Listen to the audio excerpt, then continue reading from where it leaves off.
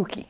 Hey, what's up? I'm Liz, the Split State DIY, and I just have a quick, teeny tiny, in some cases literally teeny tiny, update for you. If you caught my ghost video like 1 or 2 weeks back, I had mentioned that I actually had the idea while I was filming. That was a very honest, excited reaction from me that I could resize this to allow for 5mm and 3mm LEDs, respectively, to have kind of a ghost family. And I actually did it. I followed through. Wow. So these have been up on Thingiverse for a bit now, and I just wanted to make everyone else aware too, and also kind of show off the LEDs that I put into these little guys here. So this is the 5mm version and the 3mm version. And basically what I did was, you may remember a month or 2 months ago, I talked about some PCBs I'd made, and one of them was this tiny little test blink PCB where it was just a analog circuit to blink an LED. And I had 3 of them. One of them I soldered up to test, and I was also testing the shine through the substrate thing that you can do with PCBs. I had 2 left. I wasn't really sure what I was going to do with them.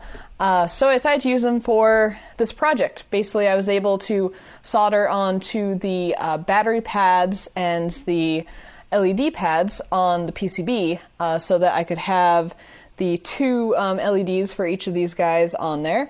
And since the resistor's already on the board, I didn't have to worry about attaching resistors to the LEDs. The circuit's all in place.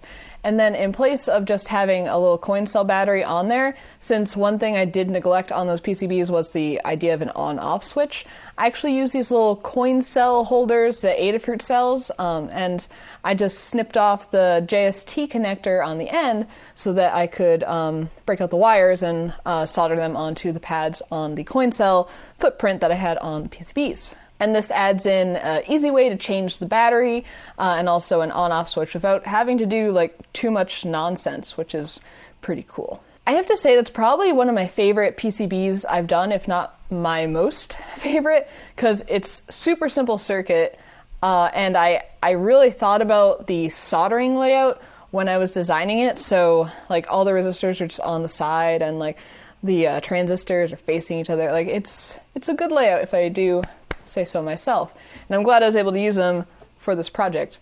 Now, similar to how we handled the big boy here, these LEDs were attached with hot glue, and then I actually hot glued the PCB onto the battery holder, so then it was kind of like this nice compact little thing.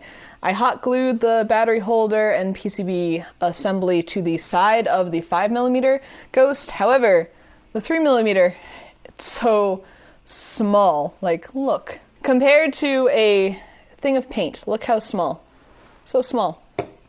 I actually just have the battery holder wedged in there in between the LEDs, and that way when I need to change the battery, it'll be pretty easy to do. I just stuck it so that the switch is facing down, and he still stands up fine. A little crooked because of the jammed in assembly, but it works out. But I just kind of wanted to make a quick video on these 2 additional ghost models in case you were interested.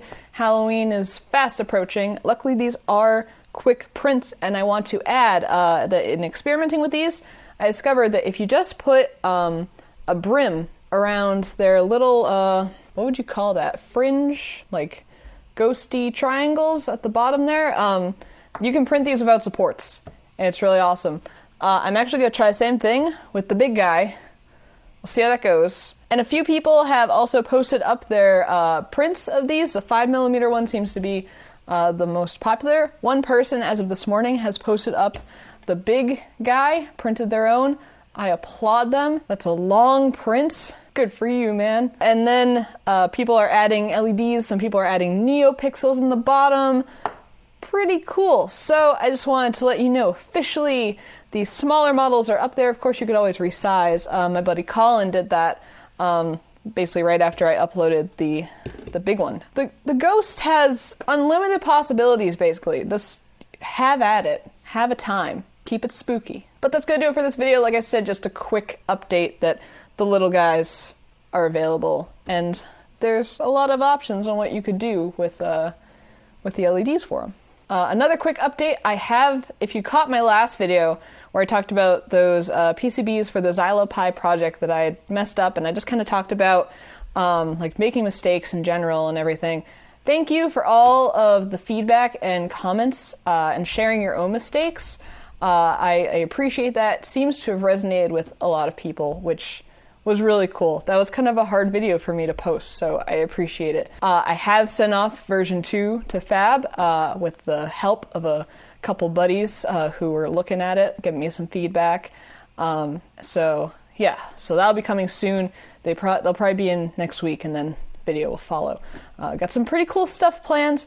I hope you all have a happy Halloween, and you know, keep it nice and autumnal. I actually sewed up this pumpkin last week. I can post the pattern down in the description. It's by this place called Fat Quarter Shop. Think of them as like the Adafruit of quilting and sewing. They post things up like this all the time, and they make like video content showing you how to do all sorts of things. So I'll link that down for the more textile-minded amongst you. Thank you for watching. Consider subscribing more content like this. As I said, a lot of cool stuff planned. And until next time, this has been Blitz City DIY.